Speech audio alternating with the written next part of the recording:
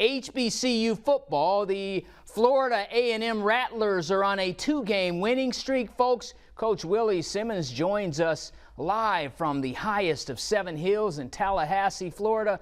Coach Simmons, first and foremost, I hope you and your family and the Famu are safe and sound. Yes, everyone's doing well, James. Great to come off a big win yesterday. I had a spirited practice tonight. That's why I'm in my Rattler gear, just getting off the practice field. But glad to always be on the show. And again, just great to be on a two-game winning streak.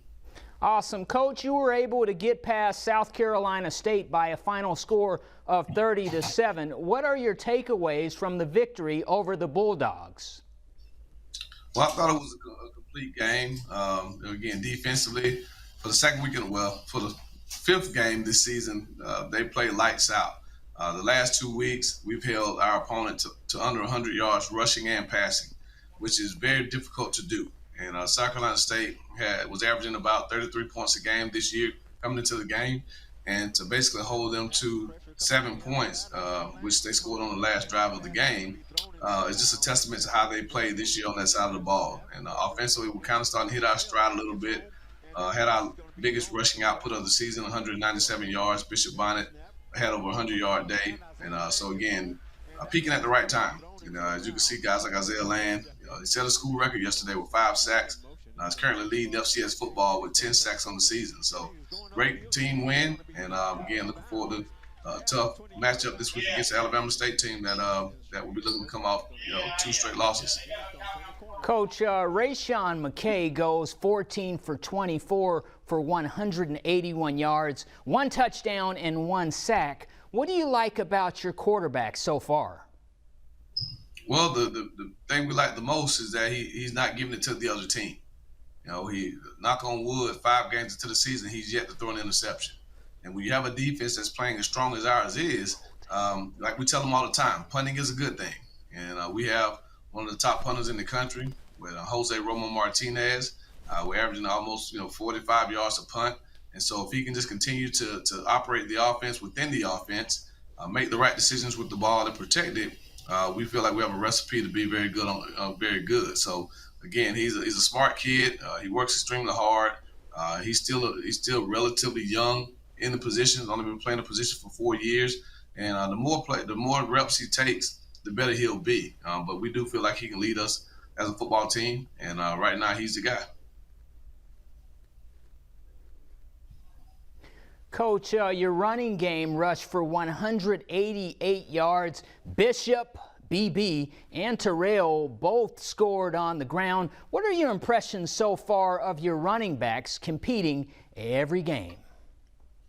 Well, for us to be a successful offense, we have to run the football. Obviously, that starts up front with the big guys, but then it goes back to the running backs of being patient, pressing the line of scrimmage, squaring the shoulders up, and getting north and south. And I think both guys, and then when you add Jalen McLeod into the equation, he was out last game with an ankle, but those guys are doing a great job of getting those tough yards. We're still leaving too many yards on the field with some premature decisions in the backfield and things of that nature. Which, if we clean that up, we feel like we'll have a dominant rushing attack that will really complement a defense right now that's leading the conference in rush yards per game.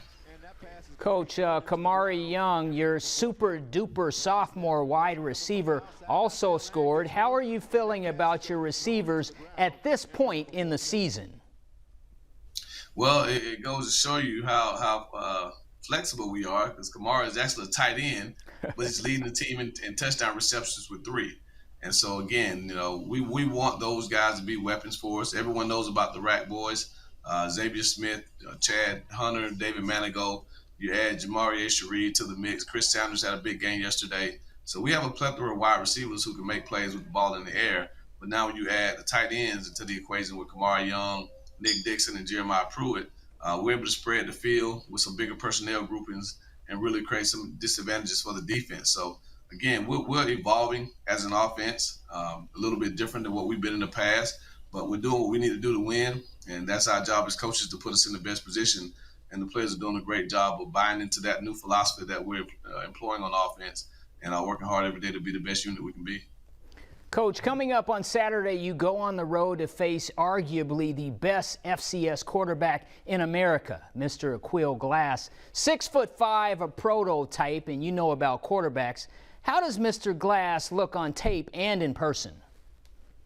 Well, he's as good as advertised. You know, he's big, he's imposing. He throws a great ball. You know, he anticipates throws, and he runs well enough to get himself out of trouble. And so they're definitely going to be a challenge for our defense. He has some really good wide receivers that he can get the ball to. And if you let him get in a rhythm and stay in a rhythm, it can be a long day. He's had some 400-yard passing games this season. You know, he's thrown for a ton of yards throughout his career. And so he is a guy that I feel will play at the next level. And our defense is looking forward to the challenge of going against, arguably, like you said, the best quarterback, not only in black college football, but one of the best in FCS football overall.